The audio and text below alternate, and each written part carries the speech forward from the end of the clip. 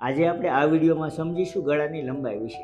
ઘણીવાર તમારે એવું બનતું હશે કે તમે અલગ અલગ ડ્રેસ બનાવ્યા છે પણ ગળાનું મેઝરમેન્ટ સેમ જ રાખેલું છે, છતાં પણ એવું લાગતું હોય કે એક ગળું છે એ મોટું થઈ ગયું છે, બીજું ગળું છે એ નાનું થઈ ગયું છે. તો આવું શું કામ થાય છે? તો એના માટે મેં અમુક ગળા ડ્રો કરેલા છે. એમાં એક ગળું આ છે, જેમાં મેં બોક્સ બનાવ્યું છે 3 ઇંચનું પહોળું ને 7 ઇંચનું લાંબુ. હવે અત્યારે આપણે લંબાઈ વિશે તો સમજીએ છીએ, પણ ગળાની પહોળાઈ વિશે જો તમારે સમજવું હોય તો મને કમેન્ટ બોક્સમાં કમેન્ટ કરો, તો એનો વિડીયો પણ આગળ હું જરૂરથી બનાવીશ. ગળાની લંબાઈ મેં આમાં 7 રાખી છે. એવી જ રીતે મેં બીજું ગળું બનાવ્યું છે, એમાં પણ ગળાની લંબાઈ 7 જ રાખી, મેં સેમ ટુ સેમ બોક્સ છે.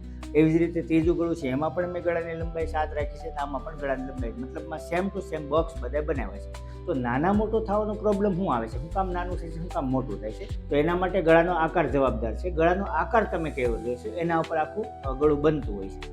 હવે આપણે આમાં જોઈએ તો ગળાનો આકાર આમાં બનાવેલો છે ગોળ અને એમાં વી.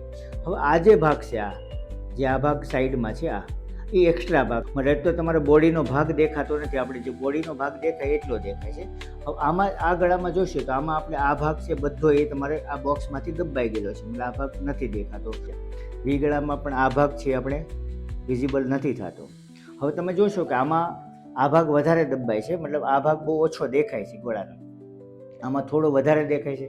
આમાં જે આ ભાગ દેખાય છે એટલો છે, પણ આ નીચેનો ભાગ છે એ બહુ ઓછો દેખાય છે, બોડીનો ભાગ.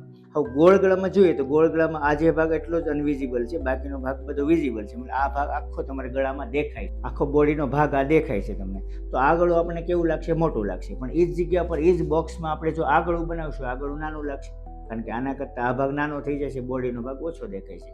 એવી જ રીતે જો આપણે વી નેક બનાવીએ, વી નેકમાં આખો ભાગ આ ભાગ આખો દબાઈ જાય છે, તો આપણે બોડીનો ભાગ જે દેખાય છે એ આટલો જ દેખાય છે. તો આ ભાગ બહુ નાનું લાગશે, કારણ કે વી ગળું તમને આ બોક્સમાં બનાવશો તો એકદમ પહેરી ન શકાય એવું બનશે. બાકી માપ તો આપણે સેમ ટુ સેમ જ લીધા છે, ગળાની લંબાઈ તો બધામાં સેમ જ લીધી છે, 7 જ લીધી છે, છતાં પણ આ ગળું બહુ નાનું લાગશે ને આ ગળું આપણને મોટું લાગશે. રીઝન એવું છે કે જે બોડીનો ભાગ તમારો જેટલો દેખાય છે એ પ્રમાણે ગળું બનતું હોય છે.